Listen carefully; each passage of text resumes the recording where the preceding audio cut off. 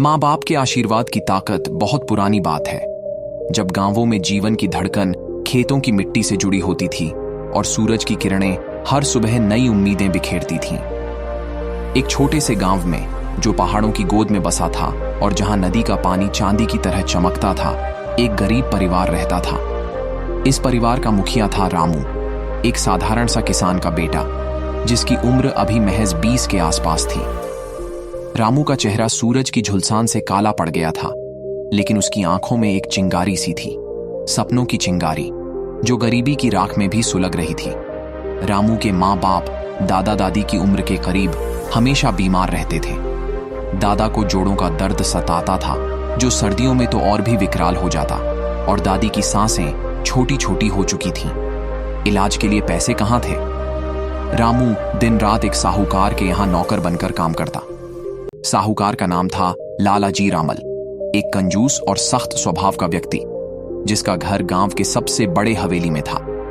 हवेली के आंगन में आम के पेड़ लहलहाते थे, लेकिन रामू को वहां का एक एक दाना भी नसीब न होता। वह सुबह 4 बजे उठता, हवेली के बर्तन साफ करता, घोड़ों को नहलाता और शाम तक खेतों में साहूकार के लिए काम करता। मजूरी के बदले मिलती थी 2 वक्त की रोटी और कभी कभी पुराने कपड़े। बेटा, तू तो हमारी जान है, दादी कहती जब रामू थका हारा घर लौटता। घर कहें तो एक झोपड़ी ही थी, मिट्टी की दीवारें, घास का छप्पर और अंदर एक छोटा सा चूल्हा जहां दादी आखिरी बची हुई दाल चावल पकाती। दादा बिस्तर पर लेटे रहते, पुरानी किताबें पढ़ते जो गांव के पंडित जी से उधार ली हुई थीं। वे रामू को कहानियां सुनाते, रामायण की, महाभारत की, जहां पुण्य और कर्म की जीत होती है। बेटा, कभी हार मत मानना, ईश्वर अच्छे लोगों को कभी खाली हाथ नहीं छोड़ता। लेकिन गरीबी की मार इतनी कठोर थी कि रामू रातों को सो नहीं पाता। वह सोचता, काश कोई चमत्कार हो जाए। एक दिन दादा की हालत बिगड़ गई। जोड़ों का दर्द इतना बढ़ गया कि वे बिस्तर से उठ ही न सके। रामू ने साहूकार से मजूरी मांगी, लेकिन लालाजी रामल ने ठुकरा दिया। तू अपना काम कर, ये तेरी जिम्मेदारी है। रामू ने गांव वालों से उधार मांगा, लेकिन कौन देता? आखिरकार दादा चले गए। रामू ने उन्हें नदी किनारे दफनाया, आंसुओं से भरी नजरों से। दादी कुछ दिनों और चलीं, लेकिन उनके जाने के बाद रामू अकेला पड़ गया। झोपड़ी अब और सुनसान हो गई थी। रामू की उम्र अब 21 हो चुकी थी। गांव के बुजुर्गों ने कहा, बेटा अब शादी कर ले, अकेला तो जीवन अधूरा है। रामू ने हामी भर ली। पड़ोसी गांव से एक लड़की आई, नाम था सीता।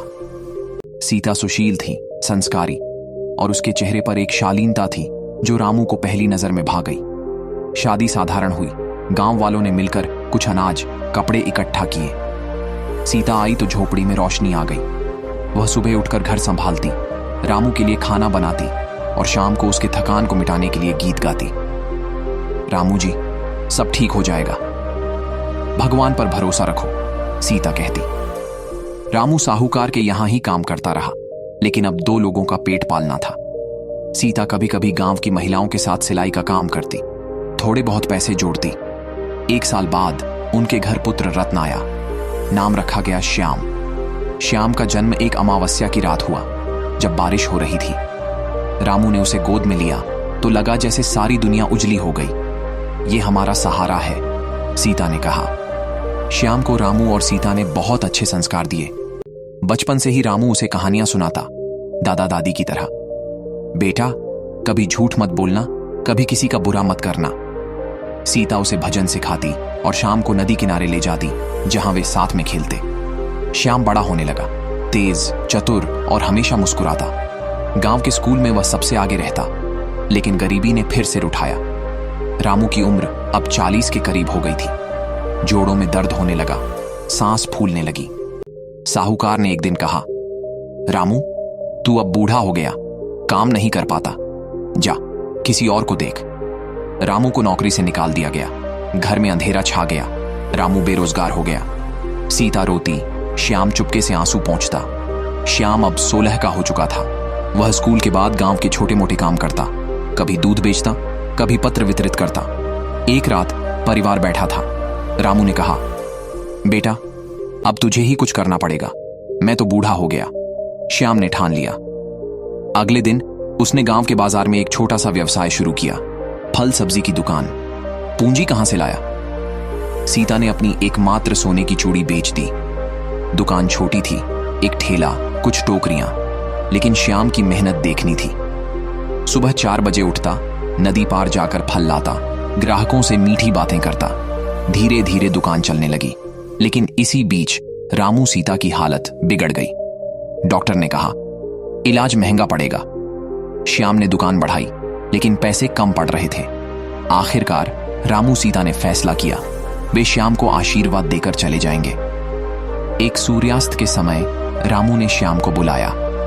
बेटा, हम तेरे लिए दौलत नहीं कमा पाए, हमारी जिंदगी गरीबी में बीती, लेकिन हमने कभी किसी गरीब को भूखा नहीं जाने दिया।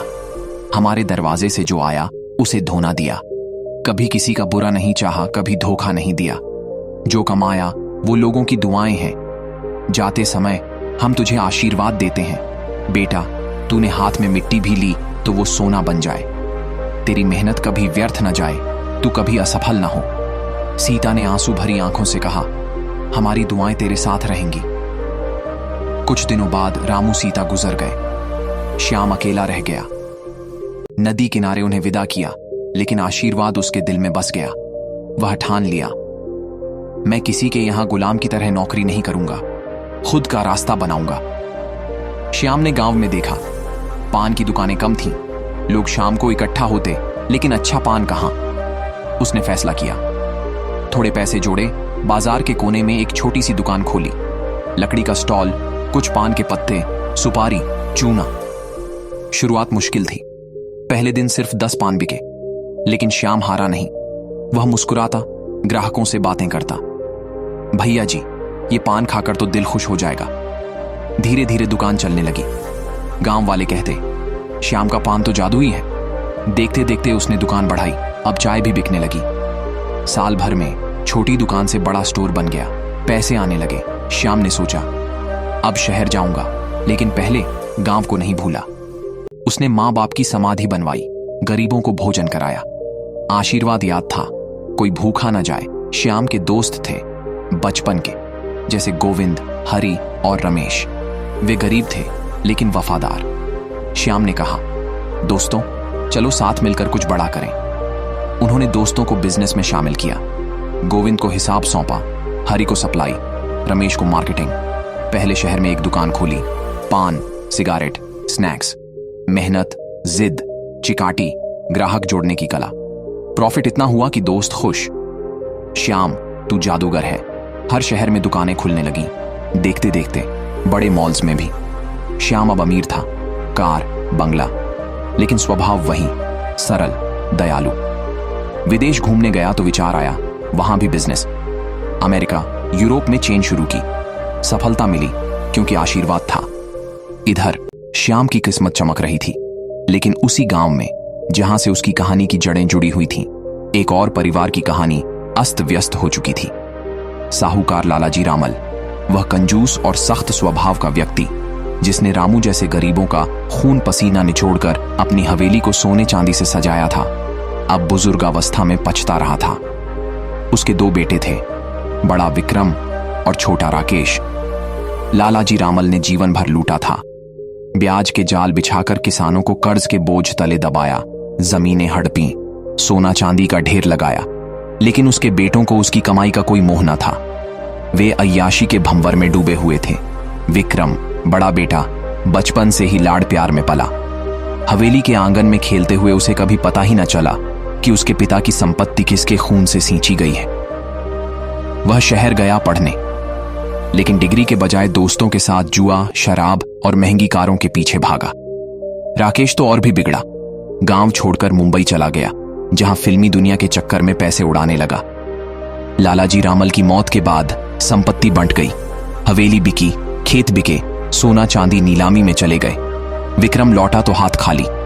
वह एक छोटे से कमरे में रहने लगा, जहां दीवारें नमी से सनी हुई थीं और छत से पानी टपकता था। नशे की लत ने उसे जकड़ लिया था। रातें जुए की मेज पर कटती, दिन सोते गुजरते। राकेश की तो खबर ही न थी, वह कहीं भाग गया था, शायद थाईलैंड या दुबई, जहां से कभी कभी फोन आता पैसे मांगने को। गांव वाले हंसते, देखो साहूकार का बेटा आज भिखारी जैसा। लेकिन विक्रम को शर्म ना आती। वह सोचता, पापा ने तो इतना कमाया, फिर ये हाल। एक दिन बाजार में खड़े होकर वह पुरानी हवेली को देख रहा था, जो अब किसी और की हो चुकी थी। वहां से गुजर रहा था श्याम का मैनेजर हरीश चंद्र। हरीश श्याम के बिजनेस का दाहिना हाथ था, एक चतुर ईमानदार व्यक्ति जो हिसाब किताब में माहिर था। विक्रम ने उसे रोका। हरीश भाई, ये हवेली कौन खरीद ली? हरीश ने मुस्कुराते हुए कहा, मालिक ने, यानी श्याम जी ने, सब कानूनी तरीके से। विक्रम के कानों में बिजली सी लग गई। श्याम, वही रामू का बेटा जो हमारे यहां नौकर था? हरीश ने सिर हिलाया। हां, अब वो शहरों के मॉल्स का मालिक है, विदेशों में भी फैला है बिजनेस। विक्रम का चेहरा सफेद पड़ गया। वह घर लौटा, पुरानी तस्वीरें निकाली, बचपन की, जहां रामू झुका हुआ काम करता दिखता और विक्रम हवेली के बरामदे में खेलता। कैसे? इतनी संपत्ति कैसे? रात भर नींद न आई। अगले दिन वह श्याम के कार्यालय पहुंचा, जो अब गांव के बाजार में एक चमचमाती बिल्डिंग बन चुकी थी। कार्यालय में घुसते ही विक्रम को लगा जैसे कोई सपना देख रहा हो। लकड़ी के पॉलिश फर्श, एसी की ठंडक, दीवारों पर श्याम की तस्वीरें, विदेश यात्राओं की, मॉल्स उद्घाटनों की। रिसेप्शनिस्ट ने पूछा, मिलना है? विक्रम ने हां कहा। इंतजार के घंटे लंबे लगे। आखिरकार श्याम आया, सफेद कुर्ता पहने, चेहरे पर वही सरल मुस्कान। विक्रम भैया, आइए, बैठिए। विक्रम बैठा, लेकिन मन में तूफान था। श्याम, तुम्हारे पिताजी तो हमारे यहां नौकर थे। एक वक्त की रोटी मुश्किल से मिलती थी, और आज ये सब, हवेली, खेत, सब तुम्हारे नाम? श्याम ने शांत स्वर में कहा, भैया, ये सब मेहनत का फल है। दिमाग लगाया, रात दिन जुटे रहे, और सबसे ऊपर माँ बाप का पुण्य। उन्होंने कभी किसी का बुरा ना किया, हमेशा दुआएं कमाई। विक्रम हंसा, लेकिन हंसी में कड़वाहट थी। पुण्य, दुआएं, ये तो पुरानी कहानियां हैं। असल में क्या राज है, बताना। श्याम ने एक गहरी सांस ली। ठीक है, सुनिए। माँ बाप जाते समय आशीर्वाद दिया, बेटा, तूने हाथ में मिट्टी भी ली तो वो सोना बन जाए। और देखिए, वैसा ही हो रहा है। जिंदगी में कभी नुकसान नहीं हुआ। विक्रम के चेहरे पर अविश्वास था। झूठ बोल रहे हो, ये चमत्कार थोड़े होते हैं, साबित करो। श्याम मुस्कुराया। कैसे? विक्रम ने सोचा, एक चैलेंज। हमारे देश में बाहर से सौदा आता है, मसाले, कपड़े, जो भी। तू इधर खरीद, और जिस देश में वो बनता है उसी देश में जाकर बेच। अगर बिक गया तो मानूंगा, वरना तेरा आशीर्वाद झूठा साबित हो जाएगा। श्याम ने हामी भर ली। चलो करके देखते हैं, यह भी एक नया अनुभव होगा। अगले दिन उन्होंने सौदा चुना, एक खास किस्म का मसाला जो भारत में लोकप्रिय था लेकिन श्रीलंका में उगता था। श्याम ने थोक में खरीदा, जहाज का टिकट बुक किया। विक्रम साथ गया, जासूस की तरह, साबित करने को कि यह असंभव है। जहाज पर चढ़ते हुए विक्रम सोच रहा था, अब तेरी पोल खुल जाएगी। जहाज हवा में उड़ा, नीले समुद्र के ऊपर से गुजरता हुआ। श्याम और विक्रम केबिन में बैठे थे। श्याम किताब पढ़ रहा था, एक पुरानी, जो मां ने दी थी, भक्ति की। विक्रम शराब का गिलास थामे खिड़की से बाहर देख रहा था। श्याम, ये क्या बकवास है? श्रीलंका में मसाला उगता है, वहां बेचना मतलब समंदर में पानी बेचना, नुकसान होगा। श्याम ने कहा, भैया, कोशिश तो करें, आशीर्वाद पर भरोसा है। विक्रम ने कंधे उचकाए। भरोसा? तू अभी भी बच्चा है। श्रीलंका पहुंचे तो हलचल थी। कोलंबो का बंदरगाह हलचल से भरा। जहाज लंगर डाले, व्यापारी चिल्ला रहे, मछुआरे जाल खींच रहे। लेकिन कुछ गड़बड़ थी। हवा में तनाव का आलम। सैनिक सड़कों पर तैनात, लोग फुसफुसा रहे। श्याम का जहाज किनारे लगाया गया, लेकिन उतरते ही सैनिकों ने घेर लिया। कौन हो, कहां से आए? एक अफसर ने पूछा। श्याम ने वीजा दिखाया। व्यापार करने, मसाला बेचने। अफसर ने सिर हिलाया, लेकिन चेहरा कठोर।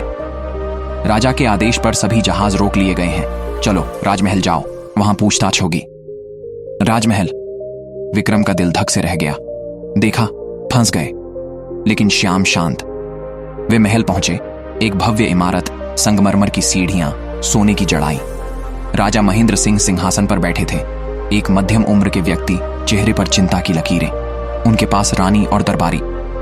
कौन हो तुम? क्या लाए हो? राजा ने गरज कर पूछा। श्याम ने सिर झुकाया। महाराज, हम भारत से हैं, मसाला बेचने आए। राजा हंसे, लेकिन हंसी में कड़वाहट। मसाला? हम तो दुनिया को मसाला देते हैं और तुम हमें बेचने आए? मूर्ख हो। विक्रम के चेहरे पर विजयी मुस्कान। बस हो गया, अब नुकसान। लेकिन श्याम ने कहा, महाराज, मैं यहां व्यापार करने नहीं, अपनी किस्मत आजमाने आया हूं। राजा ने भौहें सिकोड़ी। किस्मत? इसका क्या मतलब? श्याम ने गहरी सांस ली और आशीर्वाद की पूरी कहानी सुनाई। मेरे मां बाप ने कहा, हाथ में मिट्टी भी लूं तो सोना बन जाए, इसलिए आया हूं आजमाने। राजा के दरबार में सन्नाटा छा गया। रानी ने कहा, क्या बकवास, मिट्टी सोना कैसे बनेगी? दरबारी हंसे। राजा ने सोचा, शायद मनोरंजन हो। ठीक है, ले लो मिट्टी, देखें सोना होता है या नहीं। एक नौकर ने मिट्टी का ढेर लाया, महल के बगीचे की। श्याम ने हाथ बढ़ाया, मिट्टी ली। सबकी नजरें टिकी। अचानक कुछ चमकदार हाथ में आ गया, एक सोने की अंगूठी। राजा उछल पड़े। ये मेरी अंगूठी, लकी चार्म, जो कल रात गुम हो गई।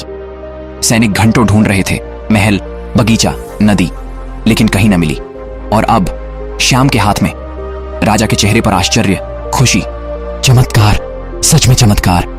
रानी ने कहा, तुम्हारे मां बाप का आशीर्वाद अमर है। श्याम ने सिर झुकाया। महाराज, ये उनकी दुआ है। राजा ने तुरंत आदेश दिया, ये मेहमान हमारे खास हैं, सारा सौदा खरीद लो, डबल दाम में। व्यापारी आए, मसाला देखा, खुश।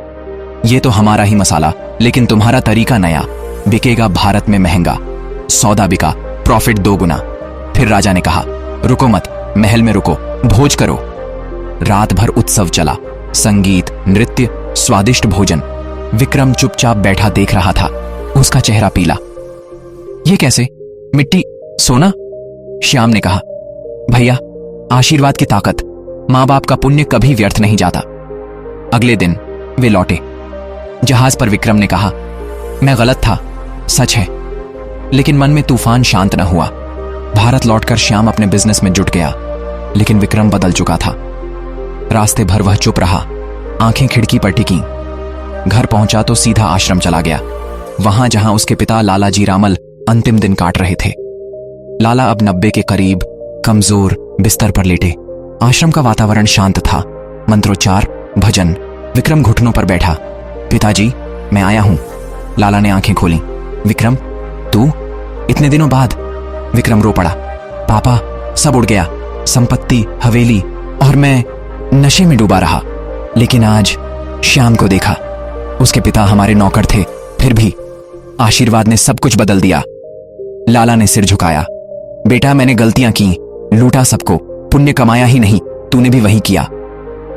विक्रम ने सारी कहानी सुनाई, चैलेंज, यात्रा, चमत्कार। लाला की आंखें नम। देखा, कर्म का फल। श्याम के मां बाप ने दुआएं कमाई, तूने उड़ाई। विक्रम ने कहा, अब बदलूंगा। लेकिन लाला कुछ ही दिनों में गुजर गए। अंतिम संस्कार के बाद विक्रम श्याम के पास पहुंचा। कार्यालय में घुसा, सिर झुकाए। श्याम, माफी मांगता हूं, मेरे पिता ने तेरे पिता को सताया, मैंने तुझे चैलेंज दिया, अपमान किया। श्याम ने उठकर गले लगाया। भैया, माफी की क्या जरूरत, सब कर्म है। विक्रम ने कहा, नहीं, मुझे एहसास हुआ, आशीर्वाद की ताकत, मां बाप का पुण्य। मैंने अपना जीवन बर्बाद किया, अब। श्याम ने कहा, अभी देर नहीं हुई, अच्छे से जियो, मेहनत करो, पैसे कमाओ, लेकिन सही तरीके से। अपने बच्चों को अच्छी शिक्षा दो, कभी किसी का बुरा मत करना। कर्म का फल किसी को चुकता नहीं, जैसे करोगे वैसा मिलेगा। विक्रम ने सिर हिलाया। हां, मैं कोशिश करूंगा, एक छोटा सा काम शुरू करूंगा, ईमानदारी से। विक्रम ने गांव में एक छोटी सी दुकान खोली। भैया, जीवन एक चक्र है, अच्छा कर्म, अच्छा फल। सूरज डूबा, लेकिन उम्मीदें चमकी। मां बाप के आशीर्वाद की ताकत अमर हो गई।